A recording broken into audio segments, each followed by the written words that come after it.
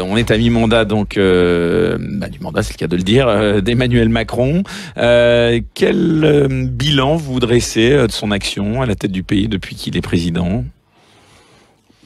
Si vous voulez, j'ai écrit donc quand il a été élu que je lui souhaitais de réussir, mais que j'étais certain qu'il allait échouer. Et donc, je confirme ce que j'ai dit à l'époque.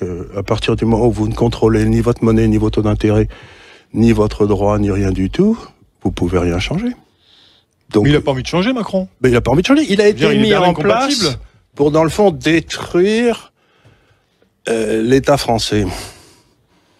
Ce qui est curieux pour un libéral de recommander que l'État soit rétabli, mais la réalité, si vous voulez, c'est que pour que la justice existe, le droit existe, il faut que l'État soit fort, qu'il fasse très bien ce qui est son domaine, c'est-à-dire la justice, la police, l'armée, la diplomatie, et qu'il foute la paix aux gens dans le reste. Or, Macron passe son temps à faire des bruits dans le reste, et ne s'occupe pas de l'État, qui est son domaine éminent, dont il a la responsabilité. Si les grèves se poursuivent, Charles Gave, au vu du ras-le-bol ambiant des Français, de la désaffection grandissante envers nos élus, est-ce que vous pensez qu'on pourrait en arriver presque à une guerre civile? Il y en a certains qui émettent cette hypothèse.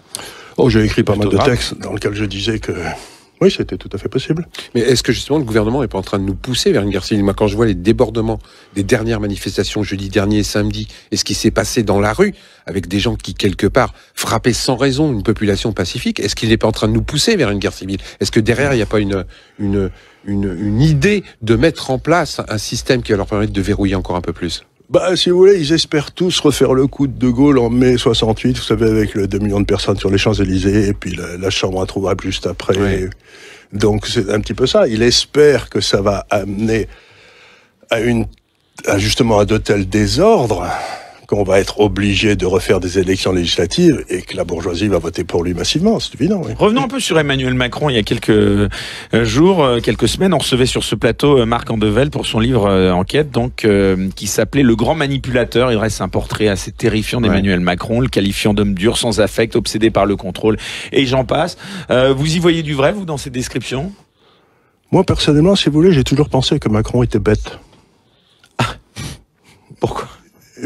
Pour une raison très simple, si vous voulez, c'est qu'il a raté 3 fois Normal Sup. C'est vrai.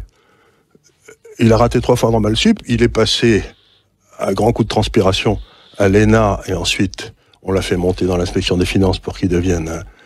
Mais c'est un homme qui n'a aucune intelligence des situations. C'est-à-dire que il est juste... un but de sa personne. Un but de sa personne, et persuadé qu'il est quelqu'un de tout à fait spécial. Moi, j'ai toujours dit, cet homme est idiot.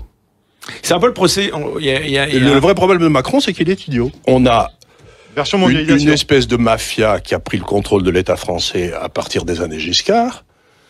Et cette mafia nous a fait croire pendant 50 ans qu'il y en avait qui étaient à gauche, l'autre qui était à droite, mais que vous élisiez Juppé ou vous élisiez Fabius, vous aviez la même politique. Donc en fait, c'était les 20% de la population française qui décidaient pour les 80%.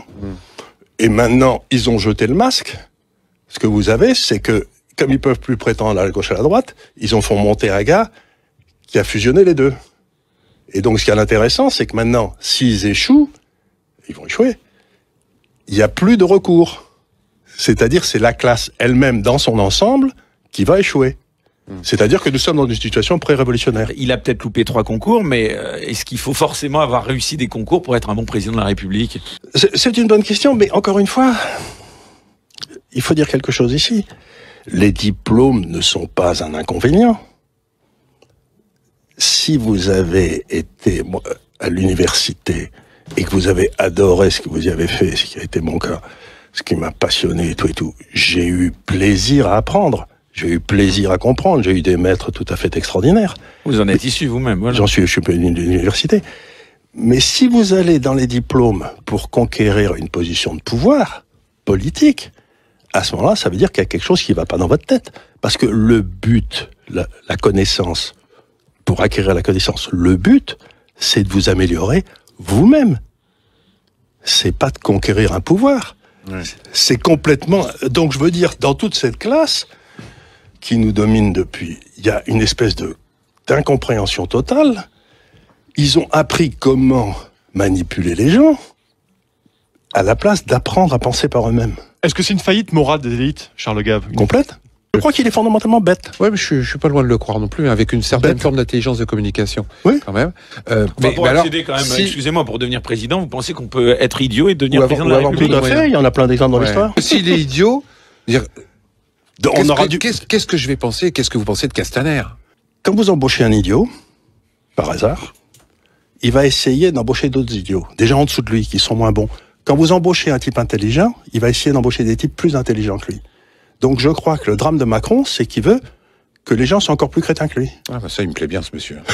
Charles Gave est notre invité. Sud Radio, les incorrectibles.